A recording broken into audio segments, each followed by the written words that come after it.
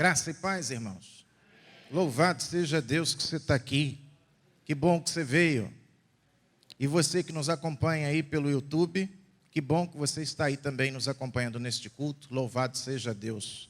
Abra sua Bíblia, irmão, em Efésios capítulo 5, versículo 18. Mesmo texto que já temos explorado há alguns meses, né? Desde o ano passado nós estamos falando sobre a importância deste que é o nosso ajudador. Efésios 5, 18. Efésios 5, 18. Diz assim a palavra: e não vos embriagueis com vinho, no qual há dissolução, mas enchei-vos do Espírito. Podemos ler juntos? E não vos embriagueis com vinho, no qual há dissolução, mas enchei-vos do Espírito. Amém? Muito bem, irmãos. Esse é o tema deste ano, enchei-vos do Espírito. E o ano passado ainda está aqui na parede ainda, não é? Como é que é? Guiados pelo Espírito. Irmãos, em 2019, evidente, não fazia nem ideia do que nós iríamos enfrentar em 2020. Mas, depois do que nós começamos a enfrentar em 2020, eu entendi que realmente fora Deus quem havia falado comigo a respeito do tema guiados pelo Espírito. Porque até para pastorear uma igreja durante uma pandemia, a situação fica muito mais difícil, muito mais complicado, né? Nós temos aí algumas cidades, até Belo Horizonte, por exemplo, a partir de amanhã, as igrejas terão de fechar. Então você ter que pastorear os membros da igreja à distância é extremamente complicado, é muito difícil, né? Os irmãos, cada um passando uma aflição, cada um passando uma dificuldade, você não tendo muito acesso aos irmãos.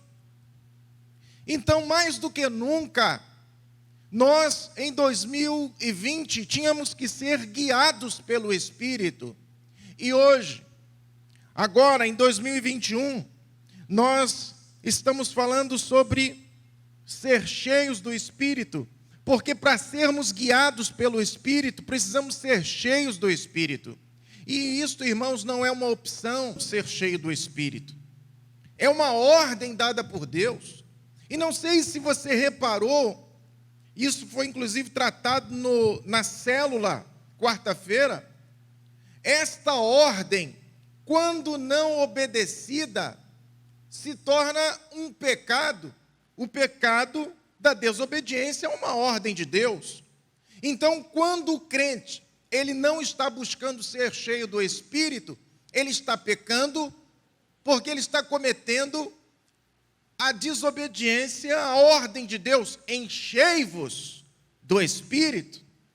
Inclusive, quando Billy Graham chega numa igreja, e ali Billy Graham fica sabendo de um diácono que está sendo disciplinado por embriaguez, e então o pastor chega perto de Billy Graham, e Billy Graham pergunta àquele pastor: me diga uma coisa, meu irmão, aqui na sua igreja você também costuma disciplinar as pessoas que não estão procurando ser cheias do Espírito? E o pastor disse que não, e ele disse: mas deveria, porque o mesmo texto que diz não vos embriagueis com vinho, diz enchei-vos do Espírito. É a mesma ordem. Não é para se embriagar com vinho. Então todos nós achamos que isso é pecado, mas está no mesmo texto, enchei-vos do Espírito. E quando a pessoa não está nem aí para isso, a gente acha que é como se fosse uma opção. Quer ser cheio, tudo bem. Não quer, tudo bem também. Mas é uma desobediência. Então, irmãos, nós precisamos continuar falando sobre este assunto. Por quê? Porque o que nós temos observado é que, de fato, a maioria dos crentes não tem procurado viver uma vida assim. Não tem procurado se encher do Espírito. Então nós precisamos bater nesta tecla, continuar batendo nesta tecla e falando a mesma coisa, muitas e muitas vezes, até que nós consigamos ver os frutos desta palavra no meio da igreja, que está na sua totalidade, que é isso que Deus quer, uma igreja inteira cheia do Espírito. Ah, meu irmão, quem dera se a igreja toda no Brasil fosse uma igreja cheia do Espírito. Quem dera se a igreja inteira no mundo fosse uma igreja cheia do Espírito. Pode ter certeza, o mundo não estaria do jeito que ele está. Quer saber se você é uma pessoa cheia do Espírito ou não? Porque a palavra do Senhor, ela nos ensina que nós devemos nos encher do Espírito constantemente. Mas quer saber se você está procurando ser cheio do Espírito ou não? É simples. Vamos fazer um teste. Imagina que hoje, sem que você soubesse, e de repente sentado aí, e você que está em casa nos acompanhando também, é surpreendido com a mesa do Senhor posta nesta manhã. Todos nós sabemos que a ceia é no primeiro domingo, foi domingo passado. Mas imagina se a ceia hoje se repetisse, se nós tivéssemos hoje a ceia do Senhor novamente, para surpresa geral. Como é que você reagiria a isso? Com alegria ou com preocupação?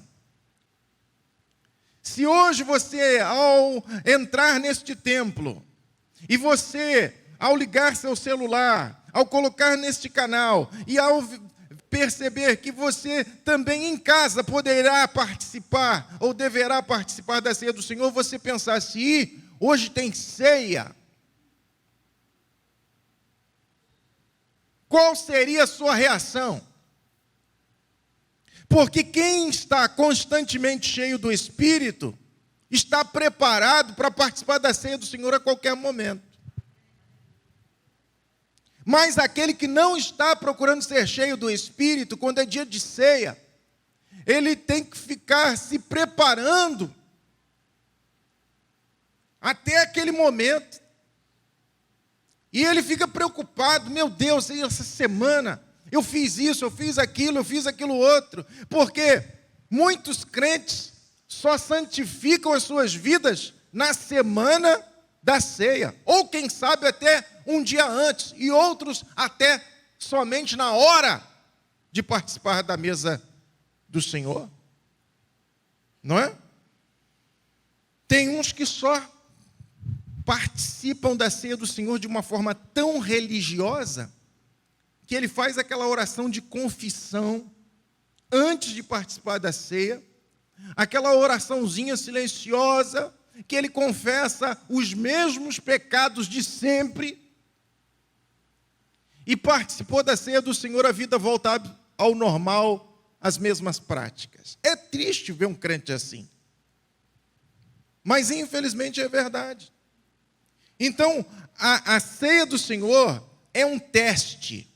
Se de repente eu chegasse na tua casa de surpresa, e você não estava lá me esperando, mas de repente eu chego lá com a maletinha da ceia, e digo assim, ô irmão, hoje eu vim aqui servir a ceia para você. Qual seria a sua reação?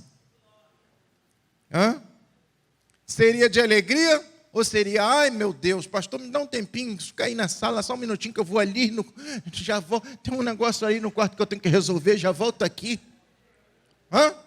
Qual seria a sua reação, irmão? E o tema desta mensagem é justamente esse. a extrema relevância de ser cheio do Espírito. A extrema relevância de ser cheio do Espírito. Você pode repetir esse tema comigo? A extrema relevância de ser cheio do Espírito. Por que é tão importante ser cheio do Espírito, irmão? Em primeiro lugar, é tão importante ser cheio do Espírito, porque é o Espírito Santo quem nos transforma em filhos de Deus. Essa é uma obra do Espírito Santo. Você já ouviu falar que o Espírito Santo, uma das atribuições do Espírito é que ele é aquele que nos regenera, aquele que opera em nós uma transformação, de maneira que quando você olha para a sua vida antes daquela decisão por Cristo Jesus, você percebe que parece uma pessoa completamente diferente e é daquela que agora é a habitação do Espírito. Muitas pessoas não compreendem isso e parece até ofensivo. Tem gente que se ofende por qualquer motivo. Você sabe? Tem gente que é assim, com uma bolinha de sabão. Você tem que ir com tanto cuidado, já pensando que basta um toque e ela explode. Né? Teve uma pessoa que uma vez aqui, nesta igreja, no dia da ceia do Senhor, eu expliquei com toda delicadeza, com todo cuidado, que as pessoas que não eram membros de igreja nenhuma não deveriam participar da ceia do Senhor, até que ela pudesse tomar a decisão por Cristo Jesus, se tornar membro de uma igreja, e então ela estaria participando da mesa do Senhor. E esse é um cuidado que nós temos com as pessoas. Porque a palavra do Senhor diz assim: quem come e bebe sem discernir o corpo, come e bebe juízo, ou seja, condenação para si próprio. Então é um cuidado que nós temos com as pessoas, para que elas possam participar da ceia do Senhor devidamente, sabendo o que está fazendo. E a pessoa ficou chateada. E agora, como agora o culto sendo transmitido pela internet, as pessoas entram lá no Facebook da igreja, né? Ou no Instagram, ou aí mesmo, né, no chat, escreve alguma coisa ali, chateada, porque achou que estava constrangida, que ela foi constrangida por ter que ficar de fora da participação da ceia do Senhor. E não se trata disso. Então, quando a gente fala aqui, nem todos são filhos de Deus, tem gente que também se ofende. Mas não sou eu que falo isso. Por favor, não brigue comigo.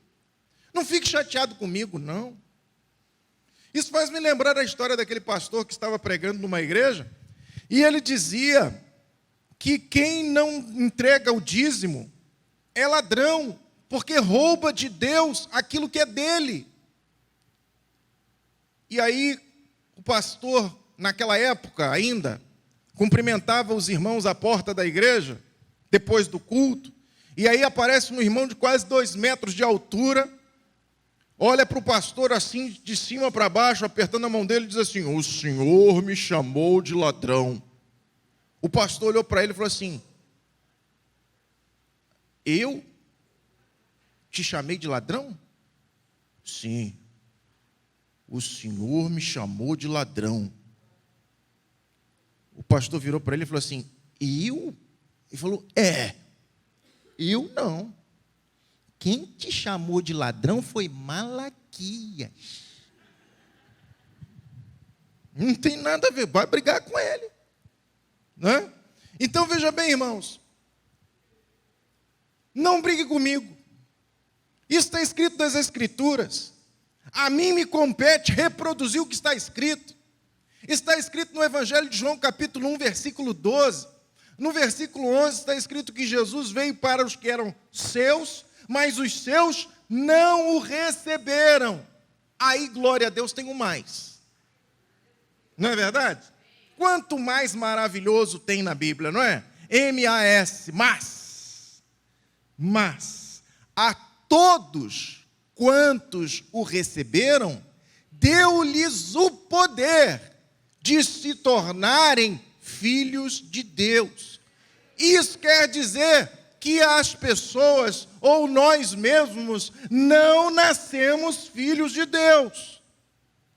Nós nos tornamos filhos de Deus. Nós recebemos o poder de sermos feitos filhos de Deus. É a Escritura que diz isso. E olha, a porta está aberta, por favor, não se ofenda. Aproveite que isso é verdade, a porta está escancarada, entre por ela. Essa é a vontade de Deus, essa também é a nossa vontade, que aqueles que ainda não são filhos de Deus se tornem filhos de Deus. Mas essa é uma obra do Espírito Santo. Por que é uma obra do Espírito Santo? Porque a palavra do Senhor nos diz, por exemplo, em Gálatas capítulo 3, versículo 26, está escrito assim: pois todos vós sois filhos de Deus mediante a fé em Cristo Jesus. Vou repetir: pois todos vós sois filhos de Deus mediante a fé em Cristo Jesus. Olha, você é filho de Deus à medida que você recebe a fé. E quem é que gera a fé? Quando a palavra de Deus está sendo pregada, o Espírito Santo de Deus opera em nós, trazendo fé, criando fé em nossos corações, aquela palavra que está sendo pregada. E quando nós cremos na verdade do Evangelho, ali sim nós recebemos o Espírito de Deus e nos tornamos filhos de Deus. Essa é a verdade. Então a importância do Espírito é que Ele mesmo é que opera esta obra em nós. É Ele quem nos torna filhos de Deus. E ninguém pode dizer que é filho de Deus se não tem o Espírito. Novamente, não sou eu quem digo isso. Está escrito em Romanos capítulo 8, versículo 9b. Portanto, palavra de Deus, a palavra de Deus, a Bíblia Sagrada foi inspirada pelo Espírito. Lá em Romanos capítulo 8, versículo 9, segunda parte, diz assim: e se alguém não tem o Espírito de Cristo, esse tal não é dele. Se alguém não tem o Espírito de Cristo, Espírito aí na tua Bíblia está escrito com E maiúsculo ou minúsculo? Maiúsculo, então você está se referindo ao Espírito Santo. Se alguém não tem o Espírito de Cristo, esse tal não é dele. Ou seja, para ser dele, tem que ter o Espírito. Essa é a obra do Espírito. É Ele quem nos regenera. Ou seja, é Ele quem nos transforma de um pecador perdido para um filho de Deus salvo. Antes de receber o Espírito de Deus, ninguém pode ser chamado de filho de Deus. E quando é que nós recebemos o Espírito de Deus? Quando nós cremos. E quando é que nós cremos? Quando você ouve a mensagem do Evangelho e o Espírito de Deus gera fé em nosso coração. Em segundo lugar, por que é tão importante? Por que é de extrema relevância ser cheio do Espírito? Em segundo lugar, é o Espírito Santo quem nos faz nadar contra a correnteza deste mundo tenebroso. Vou repetir. É o Espírito Santo quem nos faz nadar contra a correnteza deste mundo tenebroso. Você pode falar isso comigo? É o Espírito Santo quem nos faz nadar contra a correnteza deste mundo tenebroso. A palavra tenebroso vem de tenebres, que quer dizer trevas. É um mundo de trevas. Lá em 1 João capítulo 5, versículo 19, está escrito assim: sabemos que somos de Deus e que o mundo inteiro jaz no maligno. 1 João 5, 19, sabemos que somos de Deus e que o mundo inteiro jaz no maligno. Olha, na NVI, nova versão internacional, essa expressão é a seguinte: o mundo todo está sob o poder do maligno. Nós temos três grandes inimigos. Três grandes inimigos. Quem são? O mundo, a carne e o diabo. Tem gente que pensa que o único inimigo que tem é o diabo. Irmãos, se prendêssemos o diabo, conseguíssemos colocá-lo numa gaiola e mantivéssemos ali preso, pode ter certeza, o mundo continuaria ainda tendo muitos e grandes e graves problemas. Porque nós temos uma natureza corrompida, uma natureza que gosta de praticar aquilo que Deus não gosta, que não agrada a Deus. E nós temos um mundo, e quando eu falo de mundo, por favor, não entenda que eu estou falando aqui do cosmos, dos planetas, das galáxias. Eu estou falando aqui de mundo como sendo o sistema corrompido da humanidade sem Deus. O mundo econômico, político e religioso que se fecha num sistema que se volta contra Deus. Quem está fazendo as aulas do Apocalipse lá já verificou quando o pastor Hernandes fala sobre a grande meretriz. É o mundo. É um sistema. Não é uma mulher, não é uma pessoa, não é uma sociedade apenas, é um sistema político, econômico e religioso que se volta contra Deus o tempo todo e trabalha contra a vontade de Deus o tempo todo e que leva as pessoas para longe de Deus. Essa é a sua batalha. Ora, irmãos, sabendo de tudo isso, nós deveríamos vigiar mais. Sabendo que nós estamos lidando com esses inimigos que são ardilosos, que são asquerosos, que são sagazes, que são capciosos, que são astutos, nós deveríamos ser mais vigilantes. Você sabe que tem um monte de gente fazendo corpo mole? Um monte de gente pensando que só porque é salvo, ele pode viver de qualquer maneira. Um monte de gente dentro da igreja. Irmãos, eu fico assim pensando, sabe, aonde é que esse negócio vai gerar, aonde é que esse negócio vai chegar. Diante do juízo de Cristo Jesus, quando chegarmos lá, irmãos, vai ser um dia de muita tristeza também, inclusive para muitos que estão dentro da própria igreja. Porque a palavra do Senhor diz que o juízo começa pela casa de Deus. Olha, não pense que Deus é aquele tipo de pai e mãe que acha que sempre os de fora que estão errados e os filhos estão sempre certos. Conhece algum pai ou uma mãe que age assim? Não. Hã? Conhece? Ah, não, meu filho não. Não, meu filho não seria capaz de fazer uma coisa dessa. Já viu a mãe que sempre fala assim: meu filho se envolveu com más companhias? Hã? É sempre o filho dela que se envolveu com as más companhias. Ele nunca é má companhia para ninguém. Minha mãe foi para a glória sem saber até hoje, e não vai saber mais, né? O que foi que o filho dela fez na escola. Aquele santo menino que ela achava. Que gostava quando ia sair mais tarde, à noite, só porque era dia de quebrar as vidraças da escola.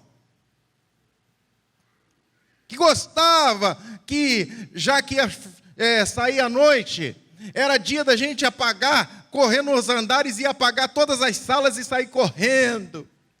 Ela não sabia que foi o filho dela que derrubou o letreiro da escola Nações Unidas, que tem lá onde eu estudei. Ela não sabe, até hoje não sabe. As minhas irmãs estão ouvindo aqui.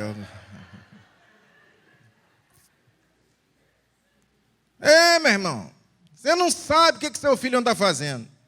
É sempre os outros que são os perversos. Deus não é assim, não. Deus não é assim. Deus não passa a mão na cabecinha do seu filho e diz: lindinho do papai, lindinho do abba. E tem gente que fala com Deus, né? Já viu? Tem gente que fala com Deus assim: Jesus, um beijo para você. Na hora de falar com Deus, papai, parece até um filho obediente. Deus não passa a mão na cabeça de seus filhos. Na casa de Deus tem disciplina. Deus é bom, é verdade. Deus é eternamente bom. Deus é bom em todo tempo, sim, mas Deus é justo e Deus é corretíssimo. Ele diz a palavra, Deus não terá por inocente o culpado. Você fez? Então você tem que pagar. Meu irmão, Deus nunca seria... Eu não vou falar isso não, porque... Mas dá para os irmãos fazerem as ligações necessárias. Mas Deus nunca seria desse tipo de partido que tem nas nações por aí, né? Aquele tipo de partido que ensina ideologias, que colocam ideologias na mente das pessoas e que tem muitos crentes caminhando com essas ideologias por aí, que o sujeito, quando ele erra, ele não é culpado, ele é vítima. Sabe por que o cara te assalta? Ele te assalta porque ele é uma vítima da sociedade. Porque a sociedade nunca tratou bem essa pessoa. Essa pessoa é uma pessoa revoltada. É por isso que essa pessoa te assalta. Alguns até dizem assim, eu já ouvi, ele tem direito de te assaltar. Deus nunca pensa assim. Nunca. Nunca. Deus nunca pensa assim. Então, meu irmão, se você pensa assim e é crente, por favor, vá ler a sua Bíblia 24 horas por dia até ser convencido do contrário. Você precisa conhecer o verdadeiro caráter de Deus. Quando a gente diz que Deus é justo, o que a gente quer dizer é que Deus é corretíssimo. Deus não passa a mão na cabeça de culpado nenhum. Não pensa você que a pessoa viveu no pecado, viveu no pecado, viveu no pecado, viveu no pecado, e depois que ela morrer, Deus vai dar um jeitinho para ela entrar na eternidade. Não pense você que a pessoa esculhambou a vida, fez da vida dela o que ela quis, deixou a vida levar, mas quando chegar lá, na hora de partir, ela vai passar por uma audiência. Como é que é o nome daquela audiência, ô Aguinaldo? Antes do camarada ser preso, ele passa por uma audiência de quê?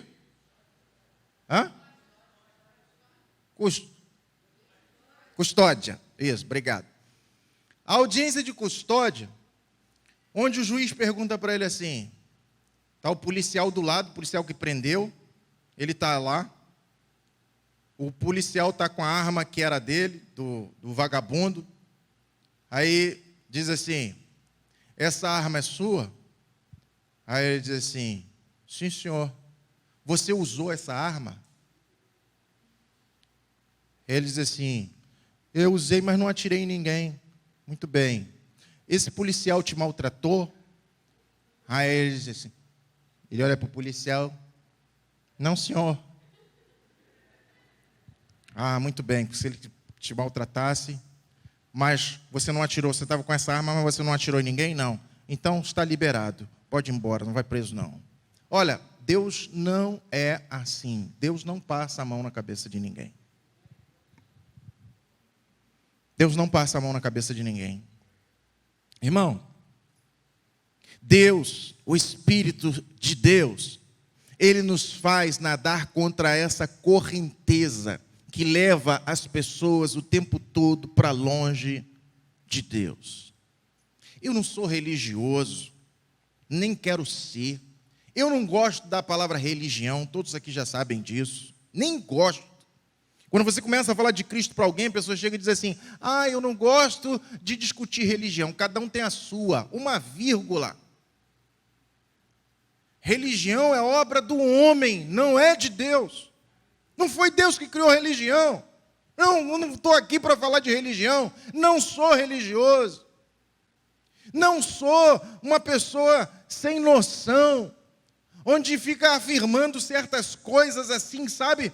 Que à luz da palavra de Deus não existe sustentação. Por exemplo, se você beber um gole de vinho, se você beber um pouco de vinho, você não pode dizer que aquela pessoa está pecando por causa disso. Biblicamente, você não pode afirmar isso. Eu entendo perfeitamente. Então, veja bem, beber um cálice de vinho, tem igreja que serve ceia com vinho, e eles não estão pecando por causa disso. Mas, veja bem, e eu não vou me estender nesse assunto, porque esse assunto é tema de uma próxima mensagem. Mas, o que a gente pensa é o seguinte: quanto mais longe do abismo você ficar, melhor.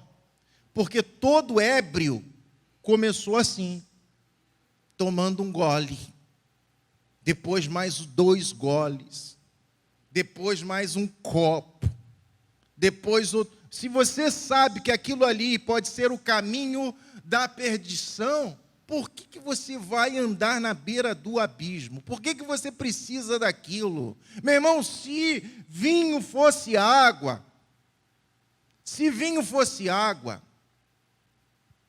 a gente teria que dizer, bom, não tem jeito, né?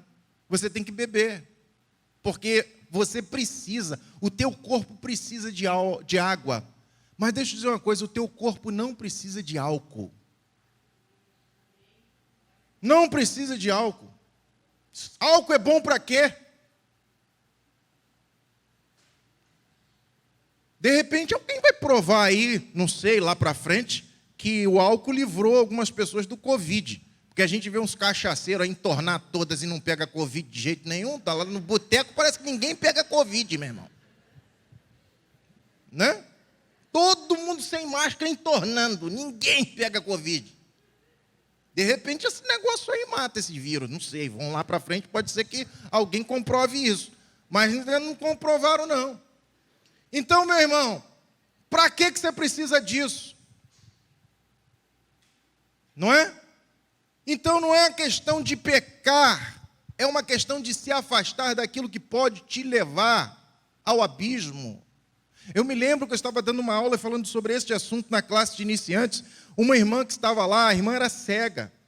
Ela disse assim, sabe, pastor, eu estava numa igreja onde o pastor disse que beber um pouquinho de vinho não era pecado.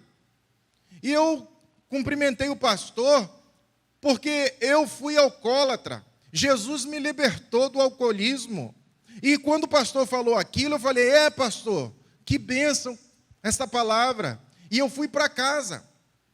E aí, ela falando comigo, e aí, pastor, da igreja até a minha casa, me deu vontade de comprar uma garrafa de vinho.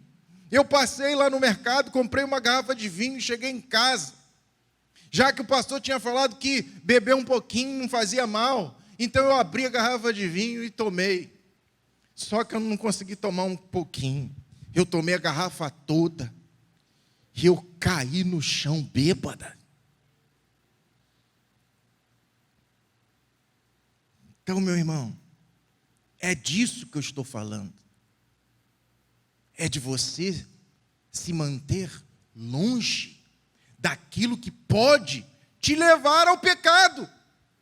Não fica namorando com o pecado, não. Não fica flertando com o pecado, não.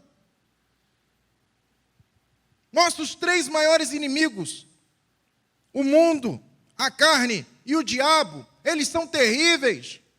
E a melhor maneira de prevalecermos contra esses inimigos é nos mantendo longe deles. A carne, a Bíblia ainda diz assim, é necessário matá-la. A carne você tem que matar, porque não tem como fugir. A velha natureza, ela tem que ser morta, não tem como você fugir dela. O apóstolo Paulo diz assim, Maldito homem que sou, falando da pessoa comandada pela sua velha natureza. Maldito homem que sou, quem me livrará do corpo desta morte? Ele está fazendo uma referência aqui, quando lá no passado, uma das maneiras de matar um indivíduo de uma forma perversa era amarrar um cadáver nele. Quem me livrará do corpo desta morte? Paulo está pensando nessa imagem. Você já pensou, meu irmão? Alguém te amarrar e para te matar, amarrar um cadáver em você?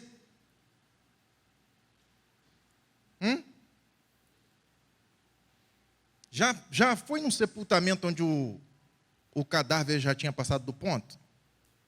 Já foi? Quando bate aquele cheiro assim? Hein? De vez em quando eu passo por isso no cemitério. Aliás, pastor não pode ser fresco. Pastor vê cada coisa, meu irmão. Uma das coisas que a gente tem que perguntar para o seminarista é o seguinte: tu é fresco? Porque se for daquele tipo, e se vê sangue, desmaia. Não vai ser pastor, não. Vai não. Né? Ah, se ele sentir cheiro de gente podre, ele tem ânsia de... Não vai. Você vai passar por tudo isso, meu irmão. Vai ver coisa que não pode nem falar em público. Tem coisa que eu não posso nem falar aqui.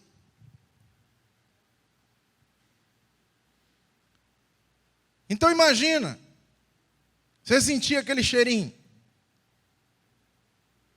Essa carne tem que morrer, diz o apóstolo Paulo. Então, meu irmão, lembra de José. Quando veio aquela mulher, a mulher de Potifar, veio para cima dele. Não pensa você que foi só uma vez que ela deu em cima dele, não. Toda vez que ele ia lá, a mulher vinha. Eu não sei se ela chamava ele de Zezinho, umas intimidades que o José não dava para ela, né? Josézinho, cara, eu estou com uma dor aqui nas minhas costas, vê o que é isso? Não sei o que aquela mulher falava. Eu sei que teve uma hora que ele fugiu. E é assim que a gente tem que fazer, né? Tem que fugir. Então, meu irmão, o Espírito Santo, ele cria em nós uma identidade que não nos deixa levar para longe de Deus.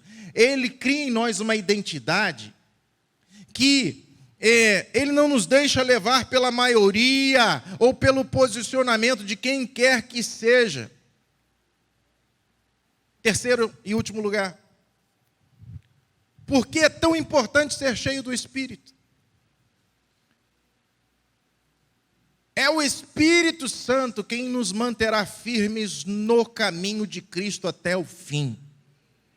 É de suma importância que sejamos cheios do Espírito, porque é o Espírito de Deus que nos mantém firmes até o fim. A palavra do Senhor diz: ser fiel até a morte e dar-te a coroa da vida. Ser fiel até a morte significa até morrer, e também significa que mesmo que você tenha que morrer por esta causa, morra. Mas tem gente, meu irmão, no meio da igreja hoje, que não quer abrir mão de nada. Não quer abrir mão de coisas que são simples, coisas que são fáceis. Ele não quer abrir mão de nada. O que vem do mundo ele traça. Parece até o come-come da estrela. O que vem do mundo ele traça. Tem gente que é assim, meu irmão. Sabe, o Satanás serve os seus pratos. E você tem que saber identificar o que é prato de Satanás, o que é prato dos anjos de Deus. Mas tem gente que não. Tem gente que quer comer dos pratos dos anjos de Deus, mas quer comer também dos pratos dos demônios. Ele não tem nenhum discernimento do que é de Deus e do que não é de Deus. Ele não tem discernimento nenhum o que é que vem de Deus, o que vem do diabo. O que vem ele traça. E ele ainda diz assim: eu sou livre. Eu sou livre. O apóstolo Paulo diz assim: todas as coisas me são lícitas, mas nem todas me convêm. Todas as coisas me são lícitas, mas eu não vou me deixar dominar por nenhuma delas. Paulo não está falando ali necessariamente de pecado. Porque tem coisa que não é pecado, mas vai te levar ao pecado. Deixa eu te fazer uma pergunta, pai e mãe. Eu vou fazer essa pergunta outro dia quando eu pregar essa mensagem específica que eu estou falando agora sobre isso. Se a tua filhinha, o teu filhinho, começar a andar na beirada de uma laje que não tem guarda-corpo, você está ali, você pode fazer alguma coisa, aquela criança está ali andando na beira da laje, no segundo andar de uma casa, não tem mureta, não tem guarda-corpo, e a criança está andando ali na beirinha, assim, ó, aqui, igual a minha aqui, ó, estou andando na beirinha. A criança, você sabe que tem criança que gosta de fazer isso, né? O que você faz? Você pode dizer assim, a criança está bem. Ela está bem, olha lá. Não tem nada de errado. Qual o problema? Aonde ela está pisando é firme. Não tem perigo. É assim que você faz? Hã? O que você faz? Sai daí, criança! Aí você não fala nem assim, né, meu irmão? Porque se você falar assim, ela... Né? Eu me lembrei agora da história que minha mãe contou, que antigamente meu pai tinha arma dentro de casa. Não era policial nem bandido, mas ele tinha uma arma. Uma vez ele até me ensinou a atirar. Eu não tinha nem força para apertar o gatilho daquela armadura. Mas eu lembro que uma vez a minha irmã mais velha, quando pequenininha, eu não lembro, a minha mãe que me contou, que a minha irmã achou a arma do meu pai e veio com a arma do meu pai na mão para mostrar para minha mãe. Olha aqui, mamãe, que bonitinha.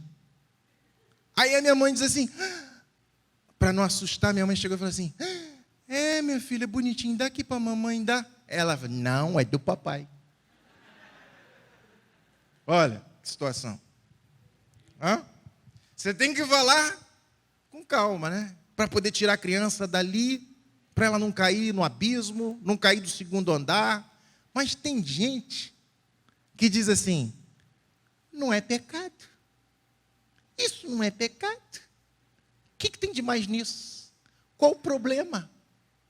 Infeliz, não é pecado, mas vai te levar lá. E não esqueça que o caminho da eternidade é estreito, o caminho largo é para quem quer ir para o abismo. Mas é assim mesmo. Jesus disse que o caminho estreito, poucos andam por ele. Mas o caminho largo, muitos andam lá. E é o caminho que leva à perdição. Infelizmente. Então, meu irmão, muitas pessoas hoje, ao se batizar na igreja, a gente tinha que colocar uma etiqueta nas costas dela. A etiqueta é a seguinte, válido até, então nós estamos em 2021, pode colocar assim, válido até 2023. E tem gente que não está ficando mais na igreja, mais do que 3 anos na igreja, não. E detalhe, não para em igreja nenhuma. Porque ela é tão boa que igreja nenhuma serve para ela. Né? Até chegou ao ponto de dizer assim, eu agora não vou mais em igreja nenhuma. A minha igreja agora é eu, minha família e Deus. Que somos nós os únicos que prestamos nesta terra. Aleluia. O resto é tudo hipócrita. A igreja está cheia de gente ruim. A igreja está cheia de gente falsa. Eu vou ficar em casa, não vou para uma igreja nenhuma. Sabe como é que começa? Então é assim, meu irmão. Tem prazo de validade. O que afasta uma pessoa da igreja? Primeiro, a frieza espiritual. A frieza espiritual. Bateu um rapaz lá na minha casa essa semana, bateu lá na porta, e eu estava em casa, fui atender, e era um vendedor de saco de lixo. Eu estou cheio de saco de lixo lá em casa, se alguém quiser depois falar comigo. porque de tanto comprar saco de lixo de casa de recuperação, o camarada chega e diz assim: o senhor é pastor? Meu irmão, é incrível. Lá no meu bairro tem uns vizinhos lá que falam assim: ali mora um pastor. Todo mundo que é complicado, ali, aquela casa ali é a casa de um pastor. Aí o pessoal vai lá. Então, o senhor é pastor? Falou: sou. O senhor é pastor de qual igreja? Igreja presbiteriana. Aí ele diz assim: da igreja presbiteriana? Essa igreja é vinculada à igreja tal? Aí mostrou uma igreja de um bairro, falou de uma igreja de um bairro assim. Eu falei: é. Ele falou assim: o senhor conhece o pastor fulano de tal, que é pastor lá daquela igreja? Eu falei: conheço. Aí ele diz assim: aquele pastor foi o que fez o meu casamento. Eu falei: que legal. E como é que você está agora? Divorciado. Por quê? Esse negócio de ler a Bíblia hoje, não ler amanhã. Esse negócio de ora hoje, não ora amanhã. Esse negócio de, depois eu faço. Depois eu leio. Depois eu oro. Esse negócio, me afastei da igreja, pastor. Comecei a beber. Me viciei. E agora estou na casa de recuperação. Desfez o casamento. Bebida, droga. Começa assim, meu irmão. Né? Frieza espiritual.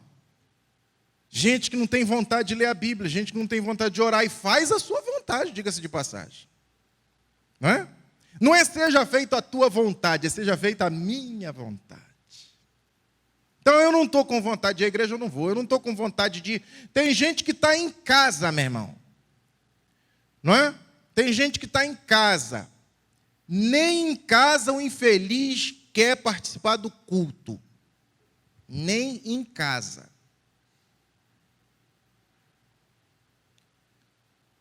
Não é? Então, frieza espiritual é uma causa, perda da fé, tem gente que perde a fé pelo caminho, infelizmente, pastores perdendo a fé. Pastores perdendo a fé. Teve um aí que eu de vez em quando falo nele, foi entrevistado aí uma semana dessas aí pelo Pedro Bial. Meu irmão, o dia que Pedro Bial te elogiar, vai para o jejum e oração, tá? Porque tu tá mais para o inferno do que para outra coisa.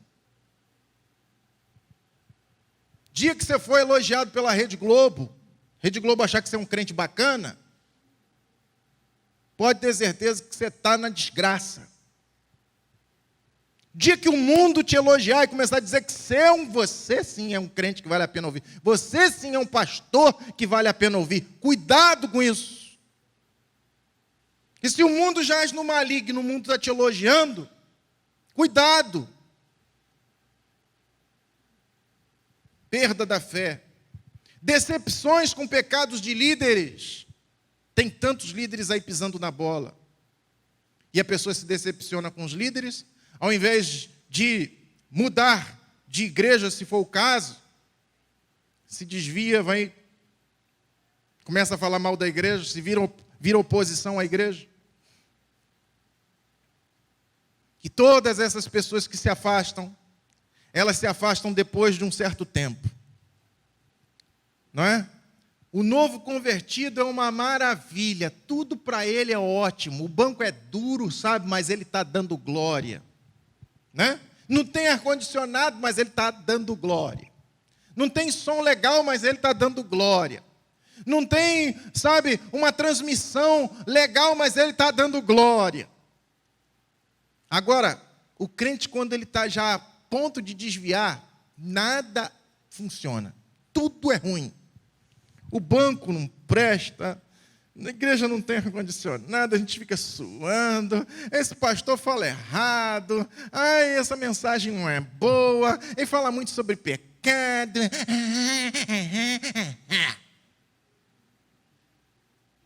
Já está na linha do desvio. É assim. Agora, um crente cheio do Espírito,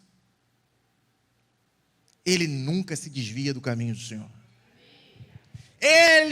O crente cheio do Espírito Santo, nunca se desvia do caminho do Senhor. Por quê? Porque o Espírito Santo, diz a palavra do Senhor, que o Espírito de Deus é a nossa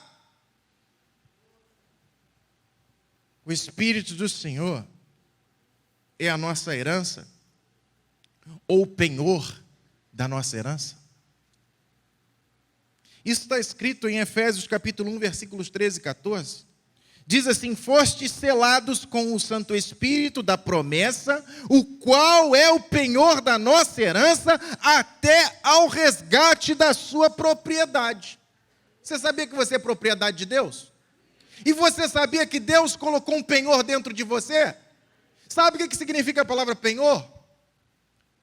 Quem está anotando, a palavra penhor significa literalmente depósito.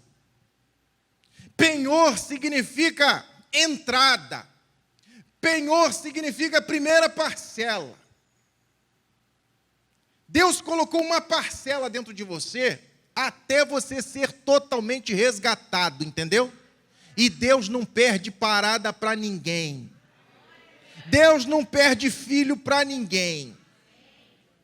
O Espírito está dentro de você, é o penhor que Deus colocou dentro de você, a dádiva do Espírito Santo é dádiva de Deus, é o investimento do Pai que Ele fez na tua vida, e você, como propriedade dEle, propriedade exclusiva dEle, será resgatado um dia, e até lá o Espírito estará dentro de você. Ninguém permanece firme, ninguém permanece firme até o fim, se não for pelo Espírito de Deus. É por isso que é tão importante ser cheio do Espírito.